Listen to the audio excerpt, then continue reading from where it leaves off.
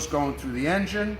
It pulls from the bottom of the engine. The first place that oil hits is this filter before it sends it into the engine. Okay? It's just a little pickup tube inside the bottom of the pan, and it's just sucking up the oil. It goes to the oil filter. The oil filter distributes it through channels in the engine to make sure everything's lubricated. Very simple. Okay? Breather hose. This is your breather hose right here. They all come out in the bottom of the engine, right here. Okay?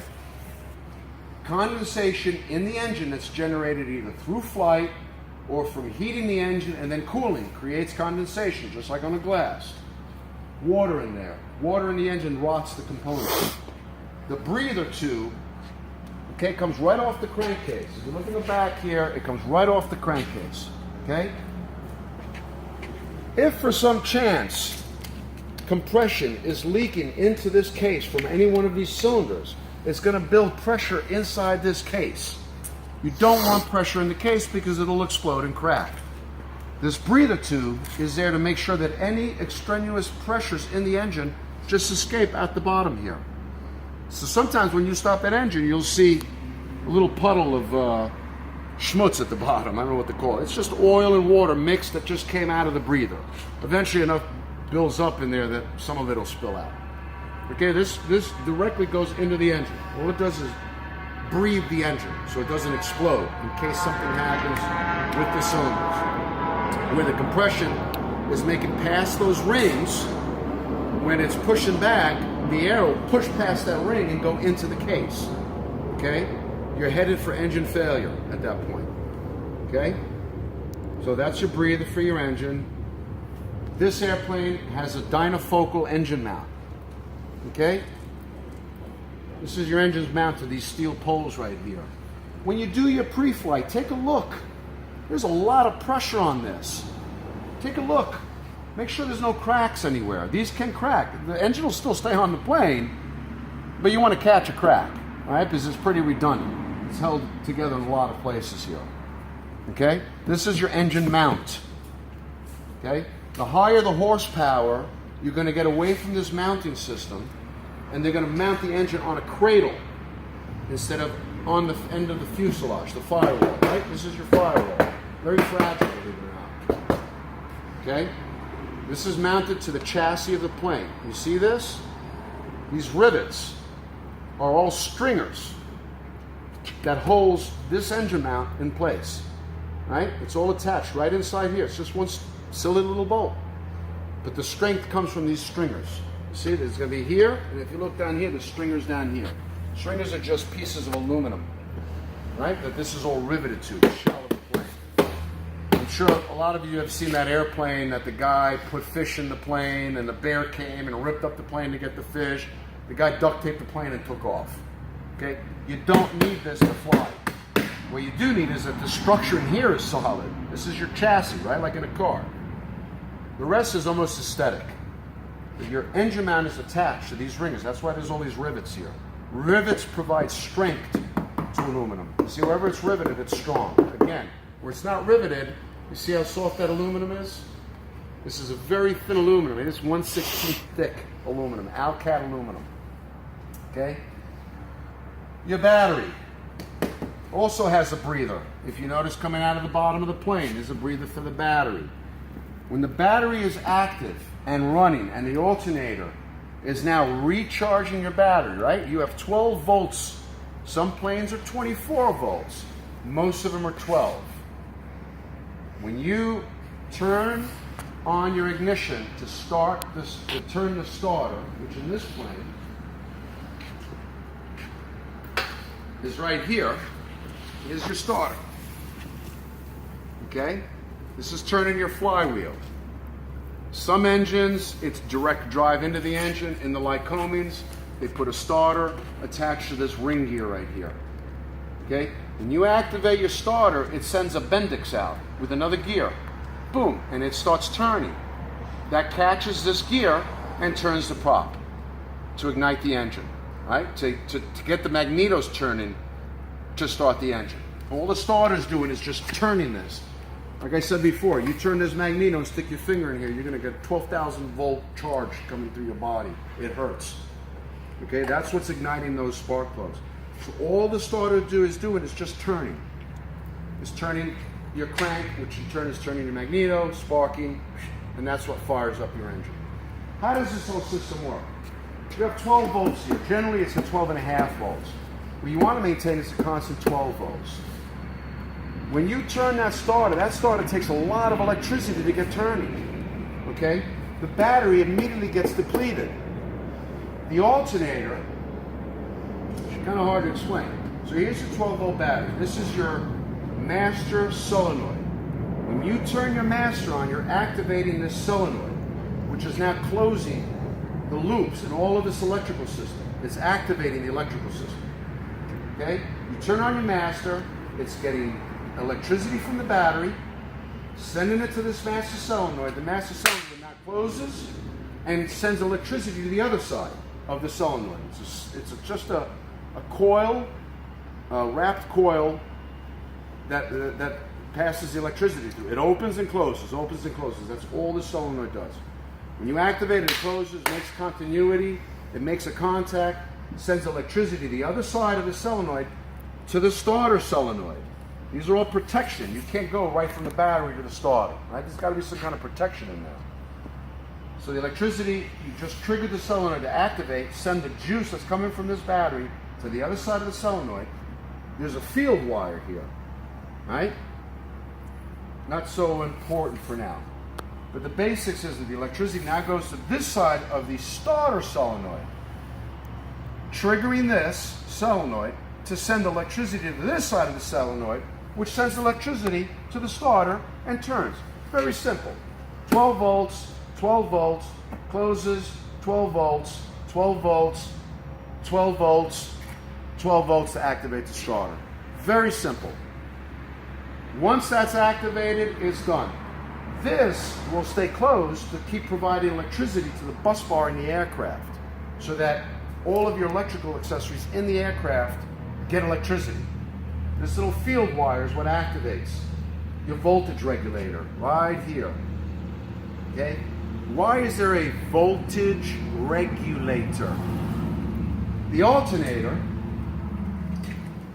if uncontrolled, will just generate more and more amperage of electricity than you will ever need. This aircraft, I believe, has a 30 amp alternator. Okay, so it's going to generate 30 amps of electricity at 12 volts. Now, when this alternator is turning, boosting the electricity, it's sending electricity back to the battery. Well, where's it going first? It's going to the voltage regulator, because this will put out 30 amps at 14, 15, 16 volts. The faster the engine is turning, the more voltage this is going to put out. The regulator is there to keep this at a constant 12 volts, okay, or 24 volt if it's a 24 volt system. Most of these are 12, so let's deal with the 12 volt. The regulator is there to control the electricity output of this alternator. Remember, the faster it turns, the more electricity it's going to generate. It's a generator, basically. It uses alternating current. Generators, different story. The voltage regulator now opens, completes the circuit, regulating the amount of electricity going back to rejuvenate the battery. Okay? When you're starting this plane, you don't want to sit there going voo, voo, voo, voo, voo, voo, voo. One, you're depleting the battery. Two, you're going to cook the starter. Okay, you're going to heat everything up.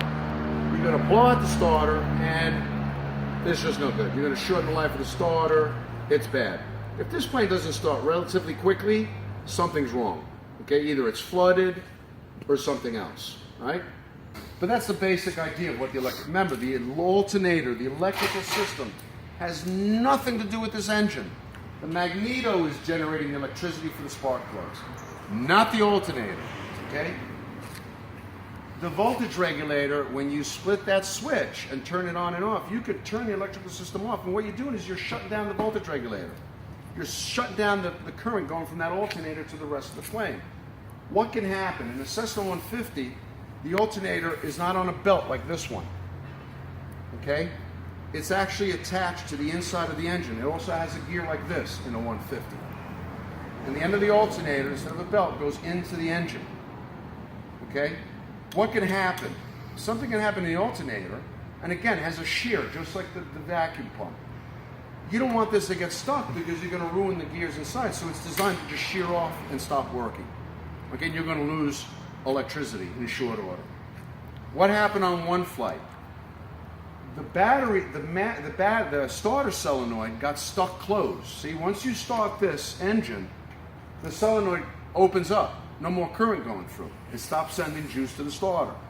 In this instance, the starter solenoid got stuck closed, constantly sending juice to the starter. So as the engine is turning, so is the starter. Now the starter became a generator of electricity, sending electricity back into the system, uncontrolled by the voltage regulator. Right? What happened? The voltage regulator, when you see that over voltage light on the instrument panel, is there for that reason. Something happened to the electrical system. Either it's under voltage or generally over voltage. You don't want too much voltage. It's only designed to handle 12 volts. This will generate as much voltage as the engine is spinning. Okay, you're going to fry the electrical system and you're going to get in trouble. It can start a fire in flight. Keep an eye on that amp meter in the plane and that over voltage light, a little red light that blinks on. As a matter of fact, you know when it's working, when you turn the master on, that little light should blink momentarily. You know that the system is working. Okay? So what happened? It got stuck in there. They're flying along. The voltage regulator sensed that it was getting too much voltage and it shut down. Now they're running on battery power. Well, eventually, after 20 minutes of talking on the radio, the battery died too. There was more electricity. So now they had no electricity, no radios, nothing. Engine kept turning, but they lost all the electricity. All they had to do was cycle the alternator. Do a check. Turn the alternator off. Give it a chance to recycle. Maybe a brush got stuck, whatever. Turn it off. Give it a couple of seconds to reset. Turn the alternator back on. If you still have an overvoltage issue, land the plane right away. Right? Not an emergency, super emergency. But you know what? You don't need that alternator. Shut it down. Shut it down. Minimum use of the radio. Get to where you're going. Save the radio. Save whatever electricity you have in that battery to make the call that you need to land because you lost your electrical system. They'll clear you to land and you're done. You'll preserve whatever electricity you have left in that battery. Just shut the system down. Okay? The battery is still on. Don't transmit, don't do anything. Save what little electricity you have to make the landing to a stop. Okay? What else? There's some simple stuff here. Oh, how your heating system works. Wow, check this out. It's so simple, it's not even funny. Okay, if you look in the front of the cowl here, there's an inlet of tubes. You're flying along, and the air that's getting forced in here is also getting forced down this tube. The stupid little scat hose forces air. Remember I told you there was a shroud around the muffler. This is what's generating heat in your single engine aircraft, which at altitude is important. What if your windows ice up? You need that heat from here to de-ice your windows. You're not going to see through those windows. So it's important that this heating system work, your defrost system in the aircraft. In a twin engine aircraft, you don't have this. You actually have a separate engine in the twin making heat for ice. You're going up to altitude, anything that's water is going to turn to ice real fast. So what happened? Air gets forced into here. It rides with a thin layer between this metal shroud and the muffler.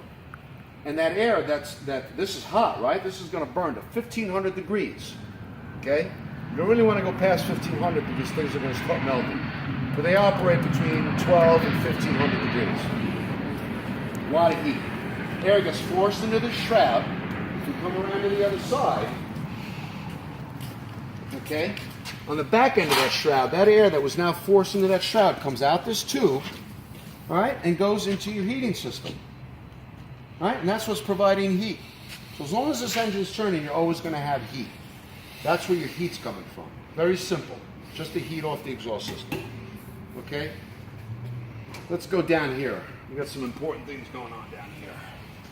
This is your carburetor heat box. This is your air filter. This is what's letting the air that's coming in from behind this prop and forward, pushing air into the carburetor, right? And into the intakes. That's how the air and fuel mix, right? this carburetor up in here has fuel in it. You don't want to fly upside down because the fuel is going to come out. These carburetors actually work in reverse of a car. The fuel goes up. In a car, the fuel is going down into the engine. In an aircraft, the fuel is going up into the engine. It's getting sucked up into the engine. There's always fuel in this carburetor. That's why when you do cold starts, if you see fuel dripping out the bottom of the engine, that's what catches fire. The fuel's coming out here, there's going to be a backfire in that carburetor, it's going to ignite the fuel, and you're going to get a fire here. That's why the cold starts in the winter are very important. You watch how much fuel you put into that engine. Okay? So, your normal airflow that is flowing air into here, when you pull that carburetor heat, you're changing the air going into the carburetor from outside air to, look, heated air. Where's it getting the heat? Off the exhaust pipes from the 1500 degrees it's generating here. You'll see here, there's another tube that goes into your carburetor box. When you pull that carburetor heat, and you turn this lever right here, you're switching from the air coming from outside to now heated air coming in from the exhaust system. This is what prevents icing of your carburetor. Okay? That's why you're pulling that carburetor. You can get ice in 70 degrees with the right conditions. It doesn't really matter. You're at altitude, you can get carb ice at any time. We actually had an accident once where the guy pumped the carburetor heat. And we said to him, what were you doing? Pumping antifreeze into the carburetor? Yeah. Even the FAA had a chuckle. And he ended up landing off field because he got carb ice and the engine shut down. And he said, well, I was pumping the carburetor heat. What do you mean you were pumping the carburetor heat? Okay, all you're doing is changing the airflow from cold air to hot air. That's what's heating up your air. That's what you're doing when you pull that carburetor heat. You're just changing where the air is coming from. Now, it just so happens that in Lycomings, your muffler is right in front of the carburetor, so there's always heat here. Okay? Chances of getting out carburetor ice are a little slimmer because there's always heat flowing towards that carburetor from here. You're still going to get it though. At low RPM, you can still get carb ice. That is what this carb heating system is all about. All you're doing is getting this hot air that's being flowed through into the carburetor. That's all it does. Okay? Pretty simple.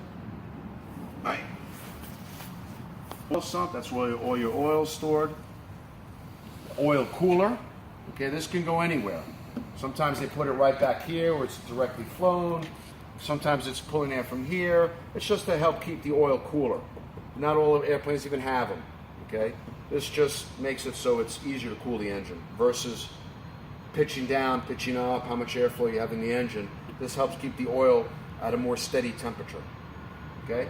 Again, this is also being cooled from the airflow coming in from this spinner into the cowl, down into this tube, right? And just flowing over the oil cooler.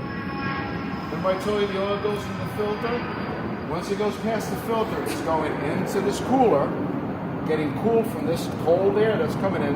Oil, it's like a radiator, just cooling the oil, and then sends warm oil, cool oil back into the engine, right? Because that end oil wants to get hot because of the friction of the crank turning in there, right?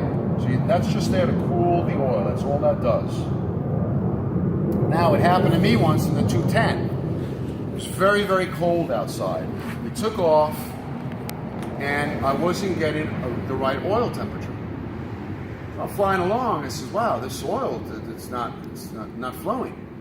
So I called Raleigh. I said, "Listen, I'm getting an erroneous oil temperature reading. I'd like to land. Are you declaring an emergency?" "No, it's not an emergency." "Don't declare an emergency unless it is an emergency. Declaring an emergency triggers all kinds of things. FAA, NTSB, fire trucks. You're going to have to answer as to why you declared an emergency. Controllers, towers don't declare emergencies for the pilot. Only a pilot can declare an emergency." He asked me, was it an emergency? "No, I'd like to err on the side of caution, land the plane, and see why I'm not getting the normal oil reading that I'm getting." What had happened? The oil in here froze. So it didn't allow the oil to flow into the engine. It congealed. The oil congealed. It got so thick that it just didn't flow anymore. As soon as I landed, the oil temperature came right to life because whatever the oil had uncongealed and started flowing again. Very simple. It wasn't an emergency, but yeah, let's land and see why we're getting a bad oil reading, oil temperature reading. Okay? Very simple. As soon as we landed, clear right up, checked the plane, took off, great trip. Okay? Again, they do the same thing over and over and over again. If something changes in a plane that you fly all the time and you see something different, err on the side of prudence. Talk to someone, check the plane out, or have someone, or take another airplane. If there's any thought in your mind that something is not right, don't do the flight. A man in a rush is a desperate man. A desperate man has a much higher probability of dying. You don't do anything in a rush when you come fly an airplane. You take your time, touch it, feel it, look at it, get to know it. You're going to put your ass in this plane. You need to be safe. Okay? Very important that you go through all this stuff before you start that engine to make sure that you got a safe flight happening. Okay? Because once you're in the air, left, right, houses get bigger, houses get smaller. I mean, it's that simple. This will do what it does every single time, the same. Something changes, a new squeak appears, be cautious, stop what you're doing, talk to someone, or check it out if you're that knowledgeable. Do not fly the airplane. They're strong, but they're not that strong, okay? It's a Coca-Cola can.